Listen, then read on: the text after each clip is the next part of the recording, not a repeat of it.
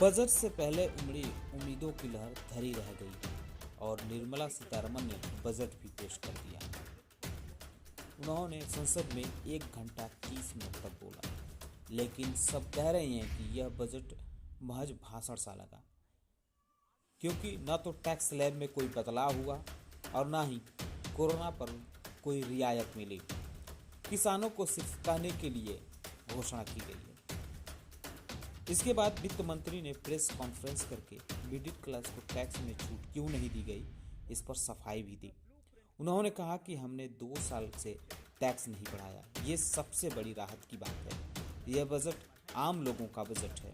वित्त मंत्री कुछ ऐसी बातें जरूर कह गई जिन पर चर्चा जारी है। मसलन सरकार अब डिजिटल करेंसी लॉन्च करेगी, साथ ही इन्वेस्टमेंट का सबसे पॉपुलर जरिया बन चुकी क्रिप्टो करेंसी की कमाई पर 30% तक टैक्स लेगी। इसके साथ 2 नई घोषणाएं भी की।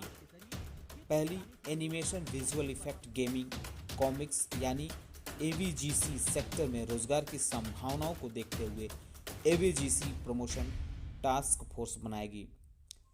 और दूसरी, प्रोफेशनल एजुकेशन के लिए डिजिटल यूनिवर्सिटी बनाई जाएगी। जैसा कि बजट पेश होने से पहले से उम्मीद की जा रही थी कि सरकार का जोर रोजगार मुहैया कराने और बढ़ती बेरोजगारी से निपटने पर होगा, तो इस मामले में वित्त मंत्री ने कहा कि हमारी कोशिश 60 लाख नए रोजगार का सृजन का होगा।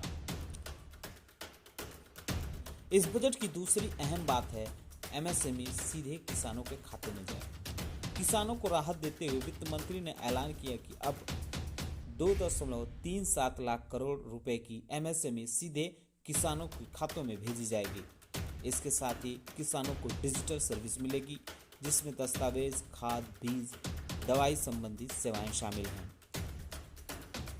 इस बजट की तीसरे और सबसे अहम बात यह है कि डिजिटल मुद्रा।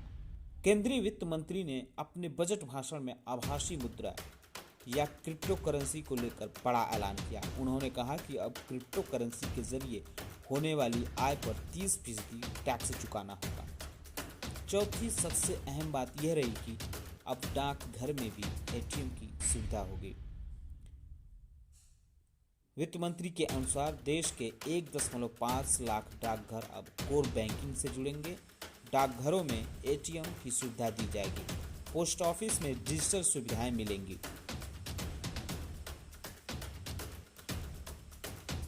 इसके अलावा उन्होंने अपनी बजट घोषणाओं के क्रम में वित्त मंत्री ने आयकर स्लैब में कोई बदलाव नहीं किया, लेकिन आयकर रिटर्न फाइल करने में हुई गड़बड़ी को सुधारने के लिए 2 साल का समय दिया गया। इससे करदाताओं को थोड़ी राहत जरूर मिलेगी। इसके अलावा प्रधानमंत्री आवास योजना के तहत देश भर में 80 लाख नए घर बनाए जाने का ऐलान वित्त मंत्री ने किया। उन्होंने कहा कि इसके लिए वित्त वर्ष 2022-23 के बजट में 48,000 रुपये आवंटित किए जाएंगे। एक सबसे अहम घोषणा ये भी रही कि 400 नई वंदे भारत ट्रेनें चलेंगी। वित्त मंत्री ने ऐलान किया कि 400 नए पीढ़ी की वंदे भारत ट्रेनें अगले 3 साल के दौरान चलाई जाएंगी। 100 प्रधानमंत्री गति शक्ति कार्गो टर्मिनल भी इस दौरान डेवलप किए जाएंगे। मेट्रो सिस्टम को विकसित करने के लिए नए तरीके अपनाए जाएंगे। और देश में 5G और ऑप्टिकल फाइबर सेवाओं को लेकर बड़ी घोषणाएं की। उन्होंने कहा कि साल 2022-23 में 5G मोबाइल सेवाओं के लिए स्पेक्ट्रम की नीलामी होगी। इसके बाद से निजी दूरसंचार कंपनियों देश में 5G सेवाएं शुरू कर सकेंगी। आरबीआई की डिजिटल मुद्रा का इंतजार खत्म होने वाला है। वित्त मंत्री ने अपने बजट भाषण के दौरान कहा कि इस साल भारतीय रिजर्व बैंक अपनी ब्लॉकचेन और नई तकनीकी पर आधारित रुपया लॉन्च करेगी। उन्होंने कहा कि इस वित्त वर्ष में ई पासपोर्ट जारी किए जाएंगे, जिनमें चिप लगी होगी। इसके जरिए विदेश जाने वाले लोगों को सहूलियत होगी।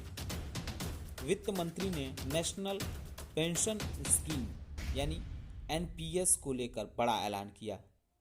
अब एनपीएस में नियोक्ता का अंशदान बढ़ा दिया गया है। राज्य सरकार के कर्मचारी अब एनपीएस में 14% अंशदान दे सकेंगे। प्रधानमंत्री गति शक्ति योजना का मास्टर प्लान तैयार है। इसके तहत नेशनल हाईवे नेटवर्क 25,000 किमी तक बढ़ाया जाएगा। वित्त मंत्री ने इसका भी ऐलान किया। इस मिशन के लिए 20,000 करोड़ रुपए का प्रावधान किया गया है। आपको बता दें कि इस योजना की शुरुआत 13 अक्टूबर 2021 को पीएम नरेंद्र मोदी ने किया था।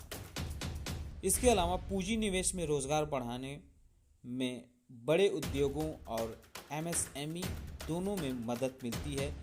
वित्त मंत्री ने कहा कि निजी निवेशकों की क्षमता बढ़ाई जाएगी। इसके लिए केंद्रीय बजट में 5.54 लाख करोड़ रुपए बढ़कर 7.55 लाख करोड़ रुपए करने का प्रावधान किया गया है।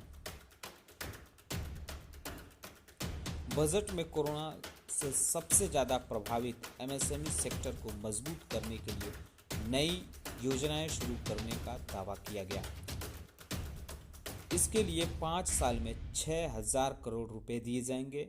उद्यम, ई-श्रम, एनपीएस और असीम पोर्टल आपस में जुड़ेंगे। इसमें संभावनाएं और बढ़ेंगी। कृषि क्षेत्र को लेकर भी बड़ा ऐलान किया गया। वित्त मंत्री ने कहा कि गंगा के किनारे 5 किलोमीटर के दायरे में आने वाली जमीन पर ऑर्गेनिक खेती का बढ़ावा दिया जाएगा। इसके अलावा खेती की जमीन के दस्तावेजों का डिजिटलीकरण होगा।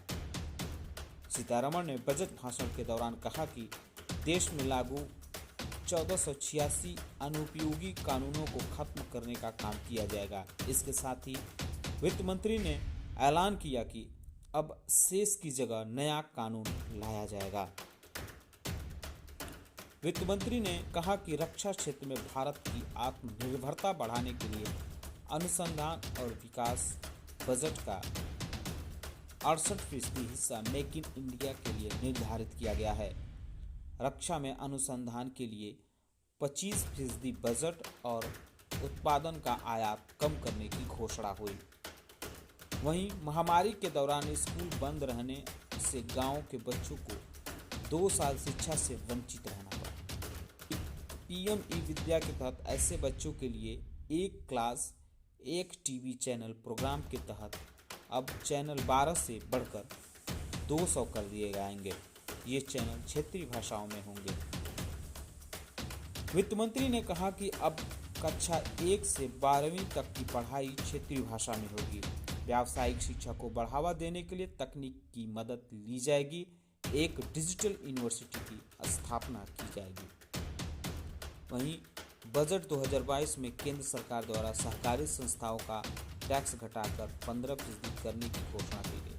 वित्त मंत्री ने ऐलान किया कि अब कॉर्पोरेट टैक्स में बदलाव करते हुए इसे 18% से घटाकर 15% किया गया है। उन्होंने बजट भाषण के दौरान कहा कि 2 लाख आंगनबाड़ी केंद्रों को अपग्रेड किया जाएगा। इससे बड़ी राहत मिलेगी।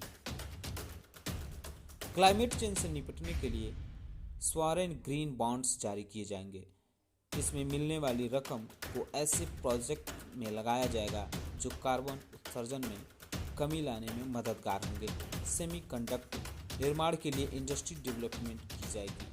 इससे निर्यात को भी बढ़ावा